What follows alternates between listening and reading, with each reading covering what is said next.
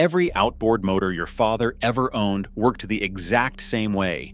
Pistons, hammering up and down. A heartbeat that hasn't changed since a young man built the very first one back in 1907. Except one. For a few strange years, the company that invented the outboard threw all of that away and built a motor with no pistons at all. Just a single triangle spinning inside it. It was smoother than anything else on the water, and one version of it shook so violently a grown man could not keep his hand on the tiller. This is the story of the weirdest outboard motor ever made. Before we dive in, hit subscribe and drop a comment letting us know where you're watching from. This is the full story, not the corporate version, the human one. Now, I want you to picture the motor you already know, the one on the back of your first boat or your father's. You pull the cord and it coughs to life, and underneath that cowling, the same thing is happening that has happened in almost every outboard ever built. Pistons, little slugs of metal, slamming up, then down, then up again, thousands of times a minute, turning that violence into a spinning propeller, up and down, up and down. It is the heartbeat of boating, and it has beaten the same way for more than 100 years. Nobody ever questioned it. Why would you? It worked. It brought your family home 1,000 times. That up and down rhythm was simply what a motor was. But somewhere, a few engineers looked at that heartbeat, the one nobody had ever questioned, and they asked a question so strange it almost sounds like a joke. What if the heartbeat itself is wrong? What if the whole idea, the pistons, the up and down, all of it, what if there was a completely different way? And here's the part that gives me chills. The people asking that question weren't cranks in a backyard shed. This was the company that invented the outboard motor in the first place. The bloodline of the man who first dreamed up the idea of hanging a motor on the back of a little boat and setting a family free on the water. They had built the standard. They had written the rules that every other motor followed. And now they wanted to tear those rules up, their own rules. Think about what that takes. You built the thing the whole world copied. You could coast on that forever. And instead you look at your own creation and say, no, there's a better way, and I'm going to go find it, even if it means starting over from nothing. There is something almost beautiful about that kind of restlessness, the refusal to sit still, the need to know what else might be possible. So what did they build? They built a motor with no pistons, and I know how that sounds. An engine with nothing going up and down inside it, but that's exactly what it was. Instead of pistons, there was a single piece of metal shaped like a triangle, with gently rounded sides, almost like a guitar pick. And instead of slamming up and down, that triangle simply spun, round and round, off-center, inside a chamber shaped like a fat figure eight. And as it spun, something remarkable happened. In the gaps between the triangle and the wall of that chamber, the whole cycle of an engine played out. Fuel and air drawn in on one face, squeezed tight on the next, lit and exploded on the next, shoving the triangle around, and the exhaust breathed out behind it. 3 little explosions for every single turn of that triangle. No pistons crashing up and down, no valves clattering, almost nothing moving at all, except that one smooth, spinning shape. And because almost nothing inside it was fighting itself, hammering back and forth, it ran like nothing anyone had ever felt on the water. Turbine-smooth, quiet. It could spin up and up and up, free and eager, in a way a piston engine simply cannot. It was compact. It was light, and you could even stack them, one triangle or 2 or 3 like building blocks, to make as much power as you wanted. Think about how radical that is for a moment. Every piston engine is, in a way, a machine at war with itself. A piston flies upward, then has to be violently stopped and thrown back down, thousands of times a minute, forever. All that stopping and starting is wasted effort, shaking, pounding, tearing at itself. It's a miracle they last at all, but this spinning triangle never stopped and never reversed. It just turned in one direction, smooth and continuous, the way a wheel turns. No fighting, no slamming, just flow. For an engineer, that isn't just clever, it's the kind of elegant that keeps you up at night, wondering why the whole world hadn't already done it this way. To the men who understood engines, this thing wasn't just different. It felt like the future had shown up early and knocked on the door. And here's a detail I love, because it tells you just how restless these people were. This whole strange idea didn't even start on the water. It started on the snow, because the same company had first put one of these spinning triangle motors on the back of a snowmobile, a little air-cooled one, built to carry someone across a frozen lake in the dead of a northern winter. And it worked well enough that somebody looked at it and thought, if it can do that on the snow, what could it do on the water?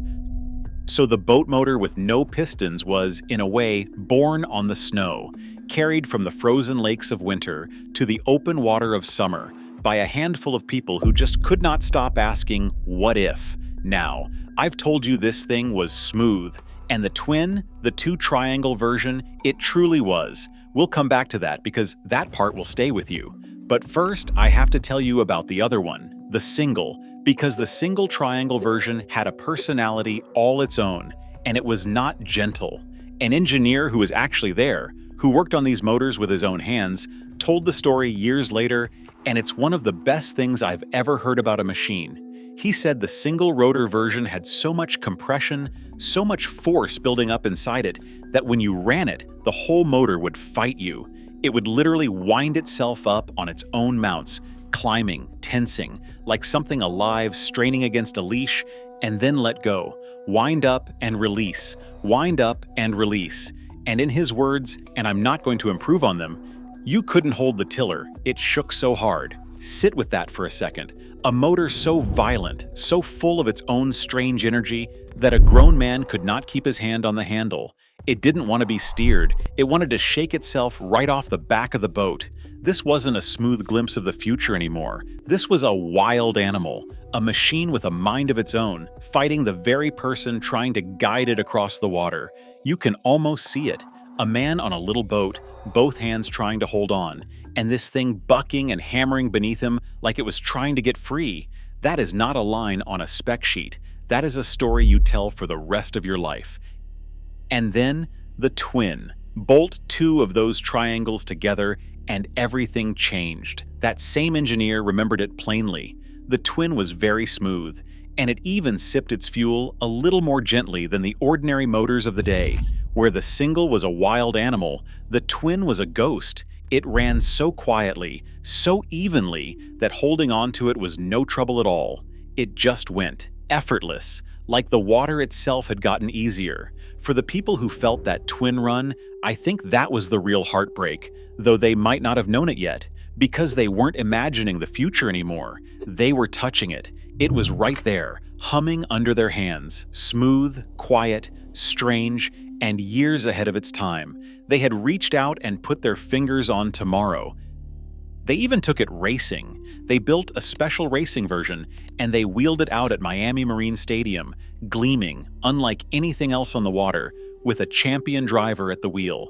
And in the background, as they showed it off, sat the huge private yacht of the man who ran the whole company. This was their pride, their bet on the future, their answer to the question nobody else had dared to ask. And they entered it in a brutal 9-hour endurance race down in Parker in the spring of 1973. 9 hours, the ultimate test, proved that the future could not just run, but last. The motor failed on the second lap. The second lap. Out of 9 hours. All that brilliance, all that nerve, all that strangeness, and it coughed and died almost before the race had begun. And if you've ever poured your heart into something and watched it fall apart in front of everyone, right at the start, you know exactly how that felt to the people standing there. So what happened? Why isn't every boat on your lake running one of these smooth, spinning triangles today? Why did the future just stop? And here's where I have to be honest with you, because you deserve the truth and not a fairy tale. There was no villain here. Nobody sabotaged it. Nobody with a black heart killed it to protect their profits. The truth is quieter and, in a way, sadder than that. The spinning triangle had a flaw, and it wasn't just this motor, it was every one of these engines, everywhere in the world, in the cars and the motorcycles that tried it too. The tips of that triangle had to seal tight against the wall of the chamber as they spun, and over time, those seals wore. They scratched fine lines into the housing, the kind of marks that old engineers gave an almost haunted name. They called them the devil's fingernails. And once those marks appeared, the motor began to lose its breath. And there was more. That long, strange, curving combustion chamber was never as efficient as the honest old up-and-down piston, so the spinning triangle drank fuel. It burned oil by its very nature. It ran hot. And here's the cruel irony buried in all of it. The very things that made this motor feel like magic were the same things that doomed it. That long, sweeping chamber that let the triangle spin so smoothly, that was exactly what made it drink fuel. The heat it made spinning so fast and free, that was exactly what wore at its seals. It wasn't that the engineers had made some careless mistake they could have fixed with a little more time. The beauty and the flaw were the same thing. You couldn't have one without the other. To make it smooth, you had to make it thirsty. To make it spin free, you had to let it run hot. The dream and the curse were welded together, right at the heart of it. For a while, none of that mattered. Fuel was cheap and the future looked bright. But then, almost overnight, fuel stopped being cheap. Suddenly, a thirsty motor wasn't a marvel. It was a liability, and a machine that drank and ran hot and wore out its own seals, no matter how smooth, no matter how beautiful, no matter how much it felt like tomorrow, just could not win against the plain, reliable, stubborn old piston that had been bringing families home for 70 years. So the world quietly turned away, not with anger, not with a scandal, it just moved on. And the program wound down. The special tooling was set aside. The engineers who had poured themselves into that spinning triangle drifted off to other work, other motors, other problems to solve. The wild single and the ghostly twin went silent, and the strangest outboard ever built simply faded out of the world. That could be the end of the story. A clever idea, a brave company, a flaw, and a fade to black. But it isn't. And this is the part I really wanted to tell you, because years later, long after it was all over, a younger man came to work at that same company, and he noticed something. The people who had been there, the ones who had built the spinning triangle, who had felt that ghostly twin run smooth as silk under their hands, they still talked about it. Years after it was gone, they were still lamenting it, still turning it over, still quietly grieving a thing that had never even made it to market. And that tells you everything, doesn't it? Because you don't grieve a failure. You don't spend years aching over a mistake you're glad to be rid of. You only ache like that over something you loved, something that felt like it mattered. They weren't mourning a motor that didn't sell. They were mourning a future they had held in their own two hands and then watched slip away. A tomorrow that almost was, and then just wasn't. That's the thing about the roads we don't take. Sometimes they haunt the people who saw where they might have led. And somewhere out there tonight, in a collector's shed, in a quiet corner of a museum, on the back of some old boat that a stubborn enthusiast refused to let go of, one of these strange motors still survives. And every so often, someone coaxes one back to life. And when it lights, it doesn't sound like any outboard you have ever heard. There's no familiar up and down chatter. There's just that smooth, spinning, otherworldly hum. And if you close your eyes and listen to it, you're not hearing an old motor. You're hearing a future the water never got to have. The sound of tomorrow from 50 years ago still turning. Because once, the people who invented the outboard were brave enough to try to invent it all over again. It didn't work, but my God, they tried. And that, I think, is worth remembering. If this story stayed with you, hit subscribe so the next one finds you when it's ready.